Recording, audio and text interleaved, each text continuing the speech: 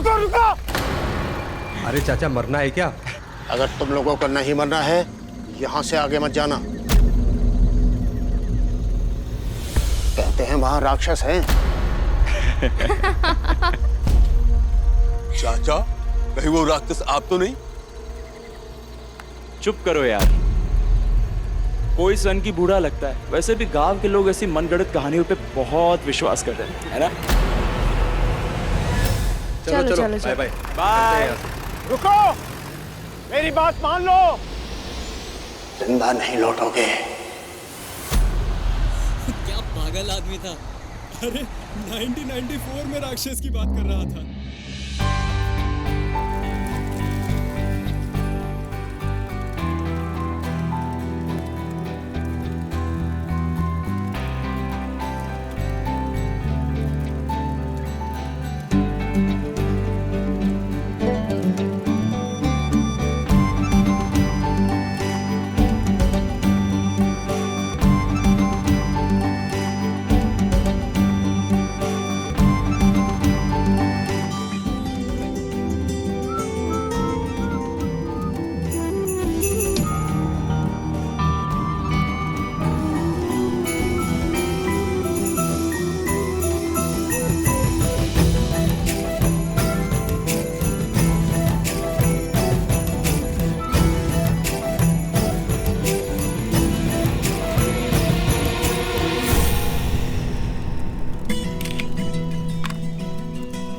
क्या कर रहा है तू मेरी गर्लफ्रेंड के साथ?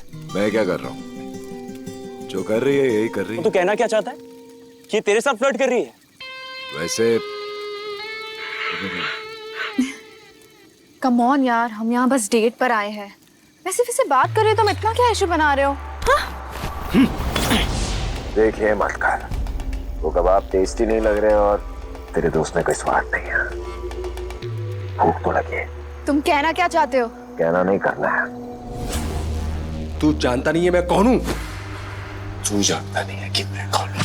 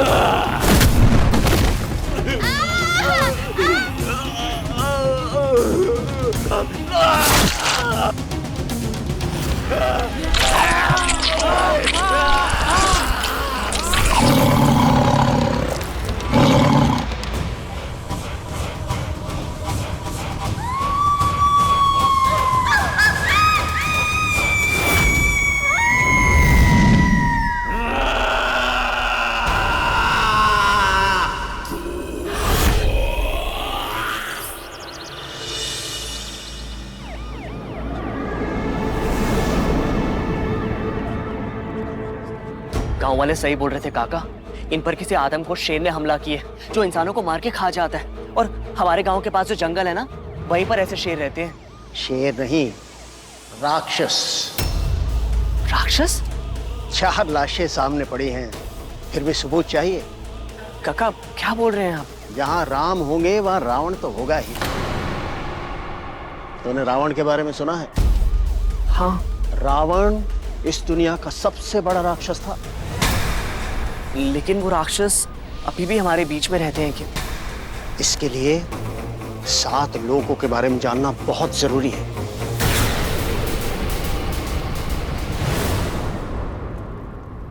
ये राक्षस जब से दुनिया बनी है तभी से हैं। इस पूरे ब्रह्मांड में ये 7 लोग हैं।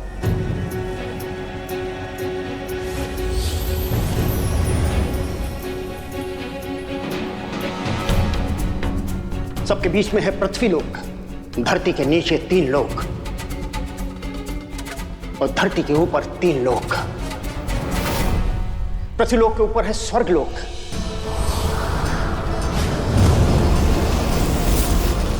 जहां पुण्य आत्माएं विराजती हैं, या यूं कहें कि स्वर्गलोक वैकुंठ का दूसरा नाम है। उसके ऊपर है बादलों में लहराता परीलोक, जहां परियां और फरिश्ते रहते हैं। और उसके ऊपर है देवलोक, जहां देवताओं के राजा इंद्र, सभी देवी देवता, गंधर्व और अप्सराएं विराजित हैं। इन सब के बीच में है पृथ्वी लोक। कहते हैं धरती कर्मों का लेखा जोखा है। जो इंसान अच्छे कर्म करता है उसे स्वर्ग की प्राप्ति होती है, और जो बुरे काम करता है उसे नरक की आग में जलना होता है। और पृथ्वी लोक के नीचे है ये नरक लोक, जहां दानव बुरी आत्माओं के साए भटकते रहते हैं।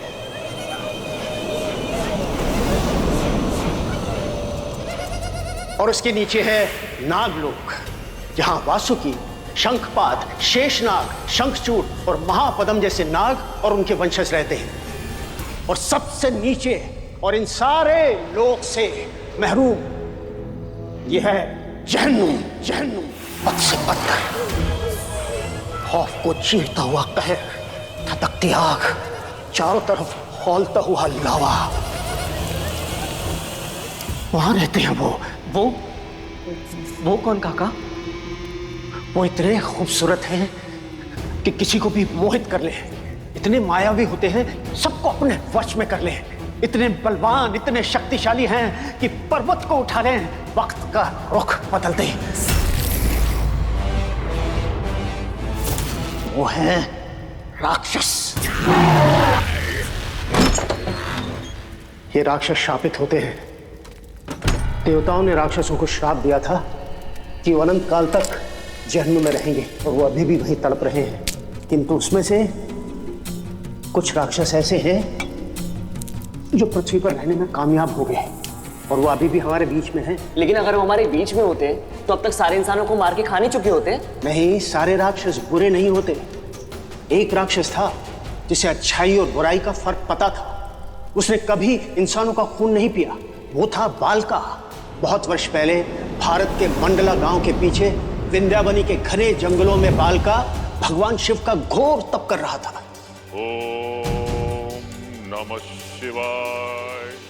भगवान शिव इंसान, परी, नाग, राक्षस किसी में भेदभाव नहीं करते। वो तो अपने भक्तों की भक्ति और उनके जप तप की शक्ति में विश्वास करते हैं। जैसे रावण ने भगवान शिव को प्रसन्न करके अपने लिए अमरता का वरदान प्राप्त कर लिया था, वैसे ही बालका भगवान शिव को प्रसन्न करके अपने लिए 80 अस्त्र पाना चाहता था। यदि 80 अस्त्र से मिल जाता तो वो 7 लोकों में सबसे ज्यादा शक्तिशाली हो जाता। लेकिन बालका को 80 अस्त्र क्यों चाहिए था? देवताओं की दिव्य शक्ति को पाने के लिए करोड़ों साल पहले राक्षसों को उनकी शैतानियत और लालसा के कारण जहन्नुम में रहने का श्राप मिला था। यदि बालका ये 80 अस्त्र पा जाता तो सारे राक्षस पाप मुक्त और श्राप मुक्त हो जाते। उनके लिए धरती के दरवाजे खुल जाते। फिर धरती तो क्या, वो किसी भी लोक में अपनी इच्छा से प्रवेश कर पाते। इसीलिए बालका दिन रात ये घोर तप कर रहा था। लेकिन हर राक्षस तो ये नहीं चाहता था ना। कुछ राक्षस अपनी शैतानी शक्तियों से ही खुश थे, क्योंकि बुरी शक्तियों में भी कम ताकत नहीं होती।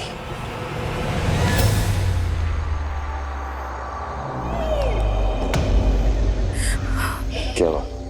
मैंने कुछ देखा। तुम्हारे वो दांत।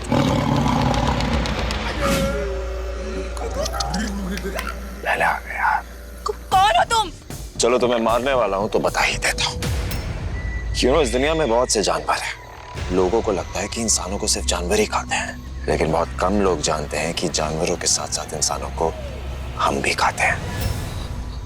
दिखते इंसानों जैसे हैं, पर हम हैं राक्षस। Oh my God.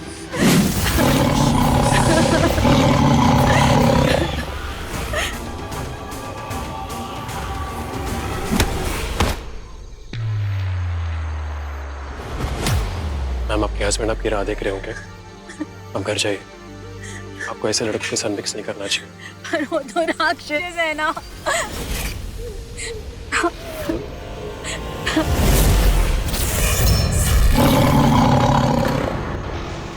क्योंकि मैं भी एक राक्षस हूं। ये थे बालका के बेटे। दोनों में बहुत फर्क था। एक अपनी शैतानी शक्तियों में खुश था और दूसरा अपने पिता की तरह बनना चाहता था। मैं तुझे उसे कुछ नहीं करने दूंगा। तू रोकेगा मुझे, हमारे खानदान का शरीफ बच्चा।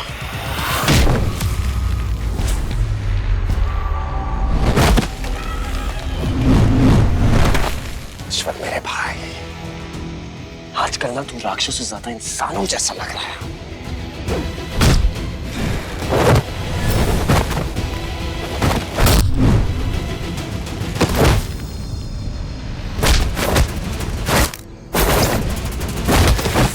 Help me. बालका के 2 नहीं 3 बेटे थे। एक ऐसा जिसे देखकर कोई भी मोहित हो जाए, उसकी सोच बिल्कुल बालका की तरह थी, और तीनों भाइयों में ये था सबसे शक्तिशाली।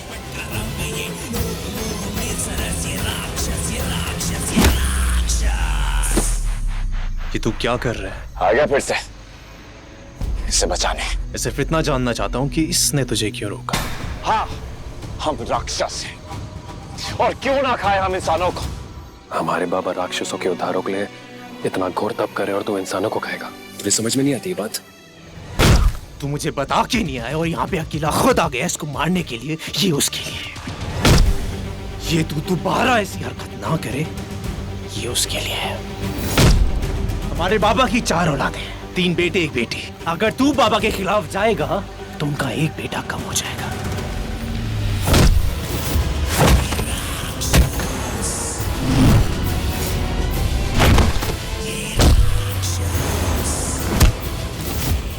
नहीं भाई भाई भाई, छोड़ दो उसे। तू हमेशा इसी का साथ निकाला।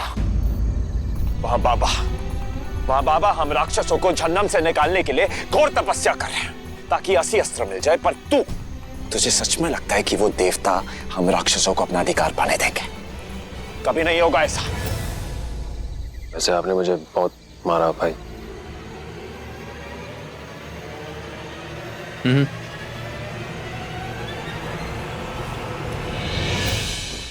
ताकि तेरी जान बच सके। चला उधर। उसमें अच्छाई भी थी और बुराई भी।